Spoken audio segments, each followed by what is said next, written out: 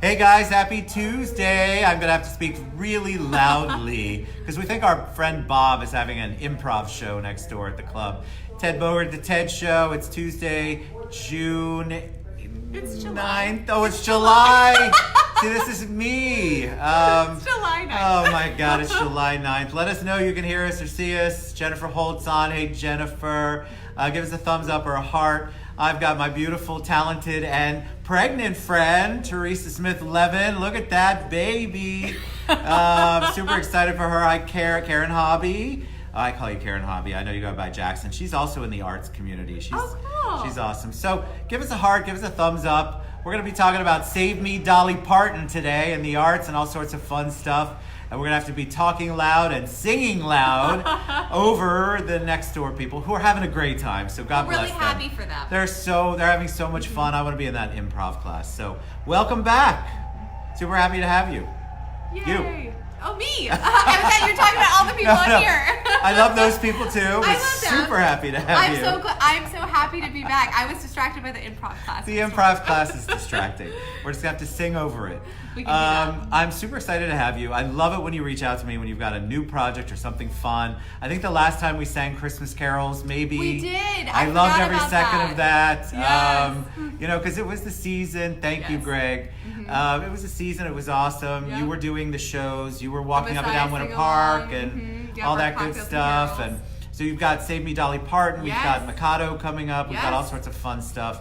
So welcome to the show. Thank you. I'm glad to be back. I'm so happy. All right, so give them just a little bit of a recap of you and who you are and Sure. why you're here and why we should listen to you when you're talking Yay. about Save Me Dolly Parton. So Save Me Dolly Parton is a one-woman show that is produced by Beth Marshall Presents. We love Beth, and she was We supposed to be here love today, Beth. but she booked a movie. I know. God, I'm sorry. We love you, Beth. We love her. And so I actually had rehearsal yesterday with her. She is phenomenal. And this is our 5th mounting of this show. So I have performed this show now like 25 times. The first time we did it was Indianapolis Fringe Festival, and that's when I was pregnant with my son. And that was in 2017. And so now we've come full circle. It's about 2 years later, and I am pregnant with my daughter. And so we're doing it pregnant again. So the first time it was done, I was pregnant. Now this It's latest a sign. incarnation, yes. If you come back to me with it again, I'm going to know. Apparently, I'm going to It's the third have another baby. Yep. So we did it in Indianapolis Fringe, and then that was so much fun. That's when George Wallace, who's now at the center, was up there doing Indie Fringe.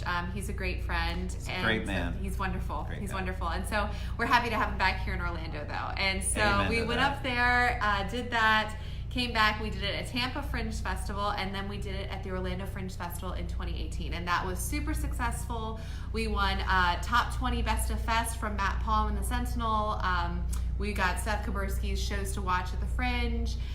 We won Patron's Pick for the Purple venue, so I'm very blessed in all the accolades. We sold out 6 of the 8 shows.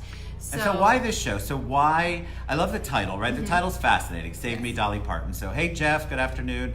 Of course, I immediately thought it was a musical. Yes. Even though there is some singing. Because like you've got opera singer me, Right. who runs a vocal arts company, including Opera del Sol and Central Florida Vocal Arts, and so you assume Dolly Parton, it's going to be a musical. It is not a musical. I really thought we were going to be singing 9 to 5 or Islands in the Stream or something fun. Well, so here's the funny thing. When we were up in Indie Fringe, there was a big contingency of Orlando people, and the feedback that we got was Theresa needs to sing more because there is no actual, I brought my script with me so you can see it. That's awesome. There's no singing in the script, and so we decided to add a few things so there were some musical moments, and that brings it back to Dolly, and it brings it back to my roots and my background and makes it a little bit more authentic to me, and so we love that.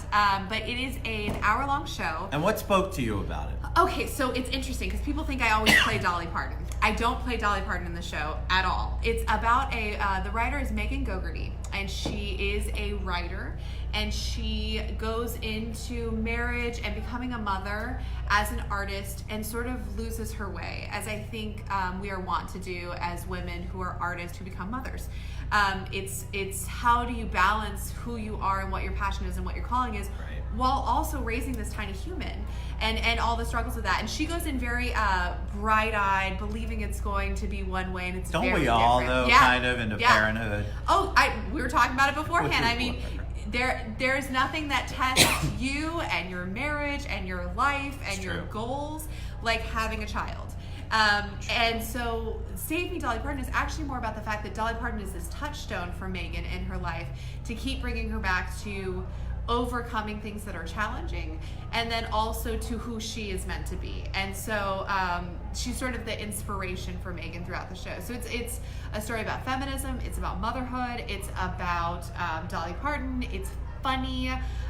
It's a very silly show, and but I love the fact, because I think that when I think of Dolly Parton, I think of how she overcame so much. Oh, absolutely. And then her songs tend to be very similar to that. They talk about overcoming. I mean, 9 to 5 is like a great song, but it's really about overcoming that boring 9 to 5 life and knowing that you have other things out there you can do. And pretty much all of her music, and she writes almost all of her own music. Absolutely. So I understand the inspiration part. Well, and so it's funny because there's a whole part of this that talks about, like, here's this woman, these are lines from the show, here's this woman who comes from hard scrabble beginnings, writing songs about simple adult problems, and she was doing it at a time when married women couldn't get their own credit cards. Right. When marital rape was still legal, when being pregnant on the job was in and of itself a fireable offense. And that's the point, is people look at Dolly, if you don't really know Dolly, and you're like, oh, here's this woman with this big blonde hair and these big boobs, and like she's just like silly, she's a clown. But no, not at all. Not at all. And I think if you watch some of the interviews with Dolly, and if you do a little Dolly research, you're like, you are so smart. Yeah.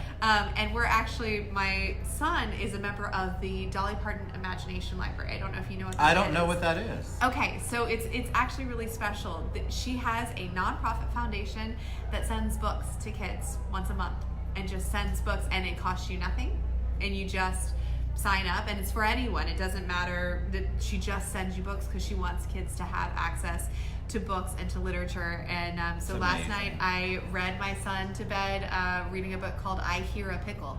I Hear a Pickle. I Hear a Pickle.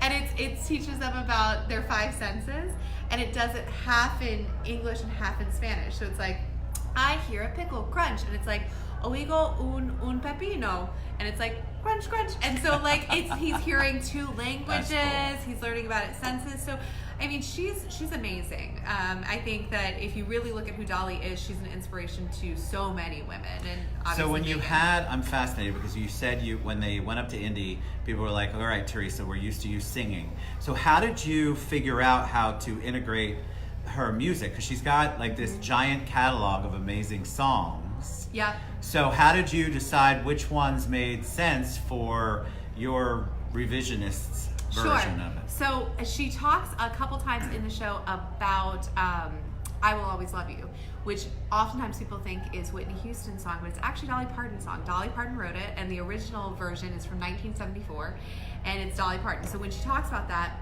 we actually put that into the show, and then I sing along to that. Nice. At the very end, because it's talking about how being a mother, you come full circle in seeing how your own parents raised you, and how it's just this cycle of love and giving and struggle and joy, and that it's not easy, but maybe it was never supposed to be easy.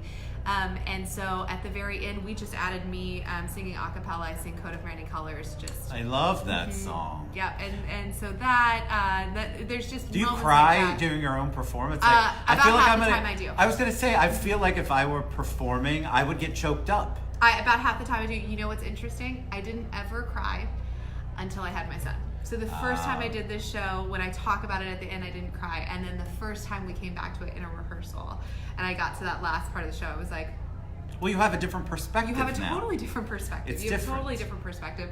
When she talks about those things, it's so real. It's so meaningful. And so yeah, I do get emotional. But I try not to ever, when I'm acting, to shoot to have an emotional reaction. I just shoot to tell an honest story. Sure. And then if I feel that way in that moment, then I do. So about half the time it happens.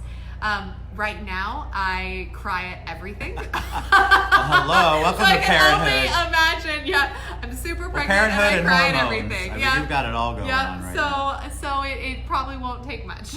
I think that's good. Like, I love to watch a performance where I can tell that they're really emoting, and because it's not their perform. It's not that you're not stuck up performing, thing. You're just. It's just you feel it. Yeah.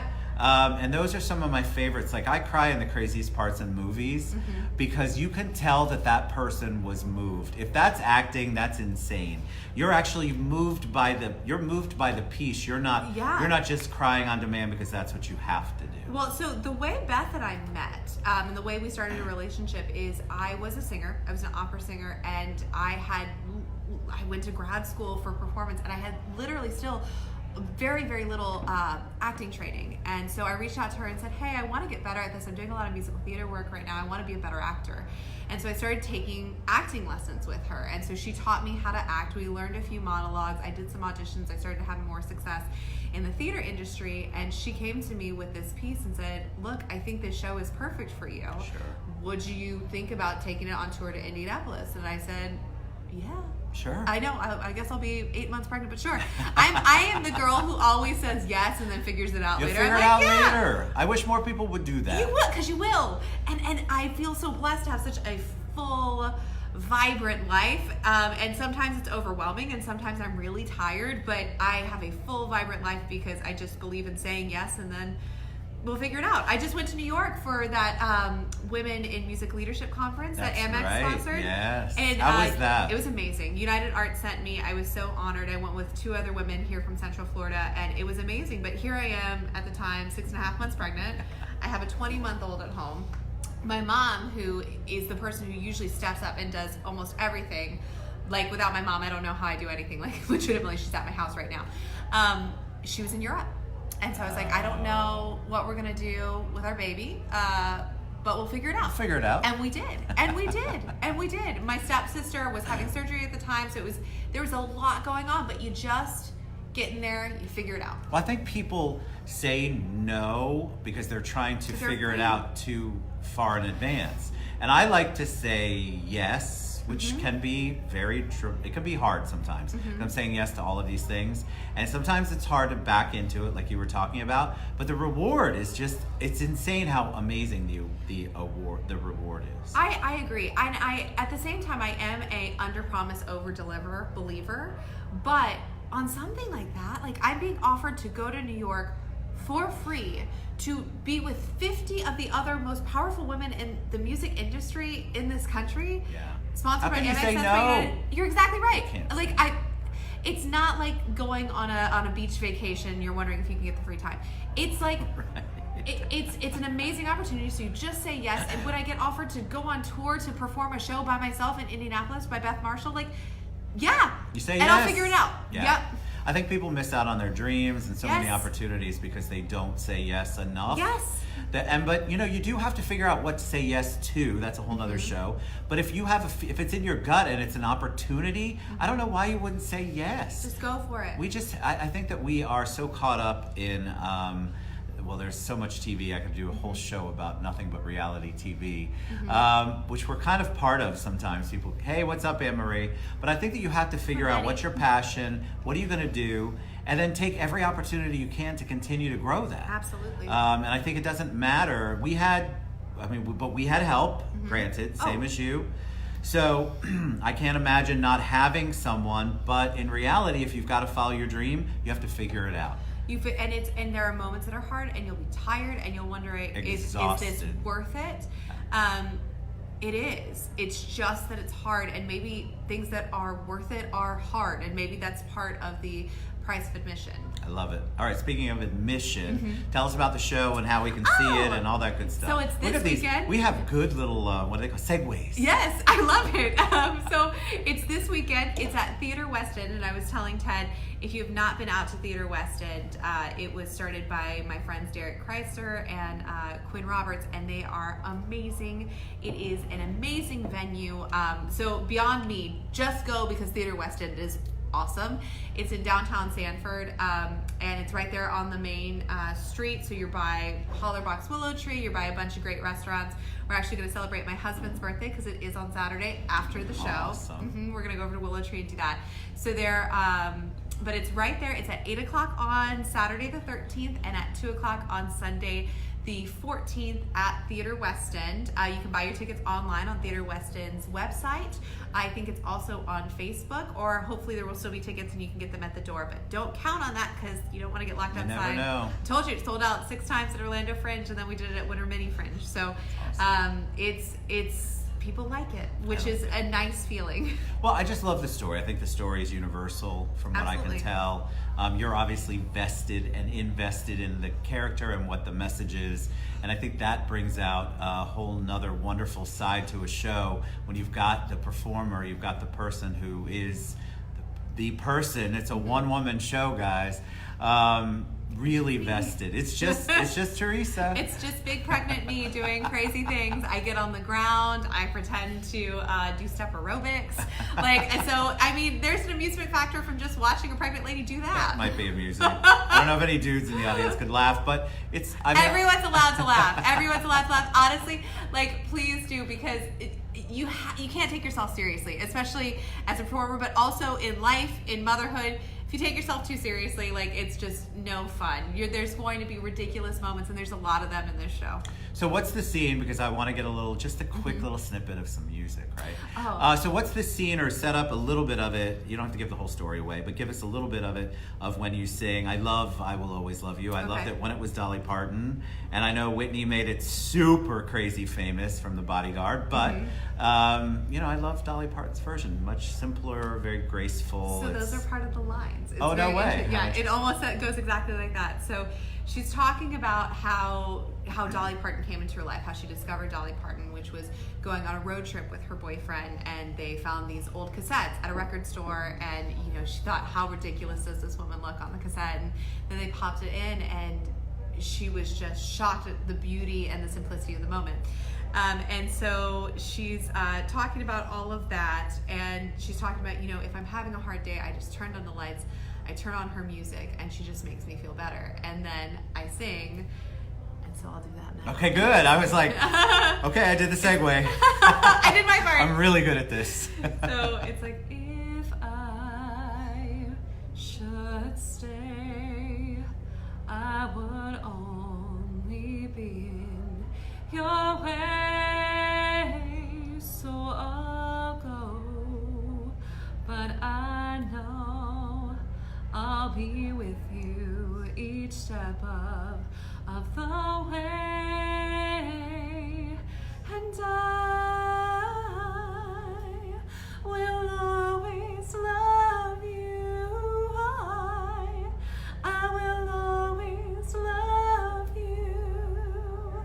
Yay, beautiful. I love that. So, I get chills every time I hear that song. Aww. I think it's just a beautiful song, and you sing it so perfectly. Thank you. Is it hard to get it in your range? I'm always amazed at musicians and artists, because Whitney sings it completely different than Dolly. Right. And then you have a voice that obviously isn't Whitney or Dolly, so you've got to get it in your vocal. In between. So it's interesting. My range, I'm very lucky in that I have a very large range. I can sing very low, I can sing very high. But you're right, my training is as an opera singer. So finding that sort of middle ground of that chestiness and then doing it in Dolly's key. But she, it's interesting when you listen to Dolly, there's a lot of breathiness sort of in her tone, which gets that sort of simplicity too, that's very different. Like, if Whitney's doing it, she's like, if I, she's gonna do it. She's belting that it out, way. baby. Whereas, she's more like, it's sweeter. It's sweeter. And so being sure that as an interpreter of that, I am mindful of those different approaches. And then, also you have to manage other people's expectations, because so many people know the Whitney version. They do know the Whitney version. Yeah. And that's a hard, like the way that she did it, different notes that get hit, especially toward the end, right? And it's so big. It's so big. Yeah. And we all think we can sing it, especially when we've been drinking, by the way. Bless. That little girl's video where she's like, She gets super mad. She gets so mad. I feel so bad for her. I know, but it's just a hard it's note hard, to girlfriend. It's hard. I did see Whitney live do it at the Grammys, and she was on fire. There are people that just do that. They just wake up and they just I don't have are that voice. I wish I had. I don't have that voice. I mean, I'm pretty sure you have pretty close to that voice, if not that voice. It's different though, and sometimes I'll with my students, I'll meet somebody who just has the thing. We had a girl who did our summer program a couple weeks ago, and she doesn't have a voice teacher, she doesn't have vocal training, and she is just fire. She's raw a star. talent. Yes, and I said to her mom, I was like, please contact me, because I know that you don't have a background in this, that it's overwhelming when you have a child performer not knowing which direction to go. Sure. But like, she's got the thing. She's got the thing. All right, so we gave a plug to the show, which we love. So that's this weekend. This weekend. It's at the Theater West End in Hopefully Ted's Sanford. gonna come on Saturday. 8 p.m. Saturday, 2 p.m. Sunday. And then tell them just really quick a shout out to Central Florida Vocal Arts. Yes. Okay. So we just did our summer programs with our amazing kids. It was outstanding. Our big thing we have coming up is our summer collaboration with Space Coast Symphony Orchestra and Opera del Sol and Central Florida Vocal Arts, where we come together and we produce our biggest show of the season. And so this year it's going to be the Mikado, which is the Gilbert and Sullivan. It's with a full orchestra. It's going to be at the Orlando Repertory Theater. What's super cool about this, and I love it, is we have a diversity grant through United Arts for this project. And so we're really infusing from start to finish Japanese culture in every way. So from the time that you arrive, you're experiencing a Japanese art exhibit, hearing narratives about Japanese culture here in Orlando.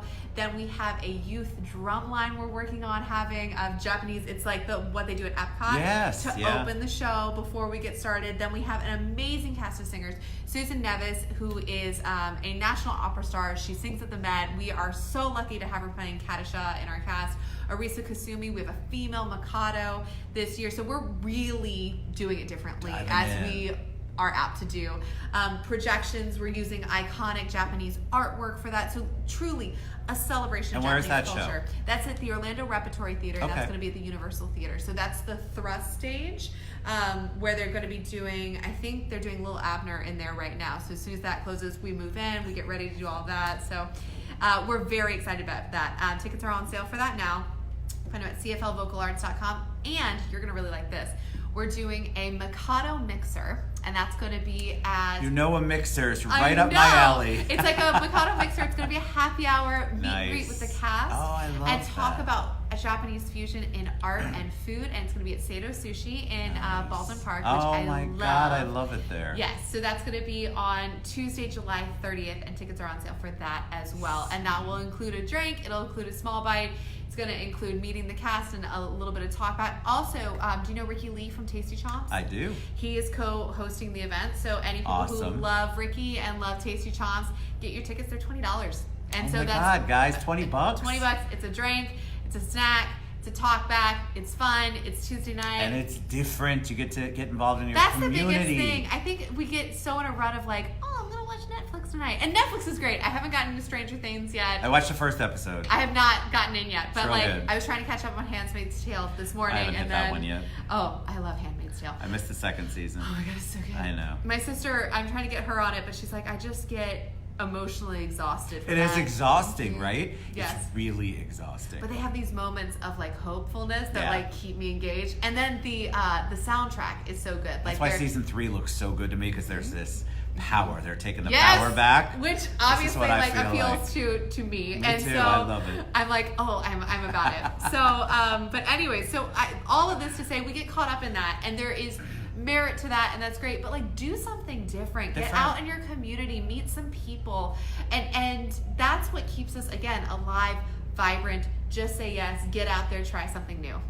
You're a joy, Theresa. So we're going to share all of the contact information, the ticket information for both Save Me, Dolly Parton, and Mikado, and the mixer. We'll do all of that. Theresa will post it, and then I'll share it all over the place. Yes. Any parting words of wisdom for them? Anything you want to share before we head out? I always need to remember that you asked this part so I can like come up with like... I should have reminded you. It's my bad. Because I always want to have some really great words of wisdom. You know, I think one of the themes that we went through, and I think this has happened on our shows before, is just say yes when the opportunity arises to do something different, to really engage and step in and lean into your life.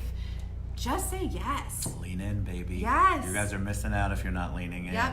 People say to me all the time, this is a thing at the American Express Women's Conference, they said, well, how do you do it with a kid? And you know, my answer was I don't have a boss, so I don't have to ask permission, which is really nice. True. I don't have anybody above me saying like, well, does she take her job seriously because she's having babies? So that's, I take it super seriously because I'm my boss. But, you know, the reality is, don't let anybody tell you you can't have exactly what you want to have out of this life. Lean in and take all the things and believe that you're capable of that. I love it. All right, so we're going to share it all. Yay! You want to go see this show? You want to go see Mikado? You want to come to the Mixer? Do something different. Let's do something different together. All right, you're a joy. Appreciate, love you. She's awesome, isn't she? All right, we love you guys. We'll be back a little later on with Jim Hobart. Oh, I love Jim. Jim Yay. Hobart's coming Stay on. tuned. All right. Bye, guys. See you guys later.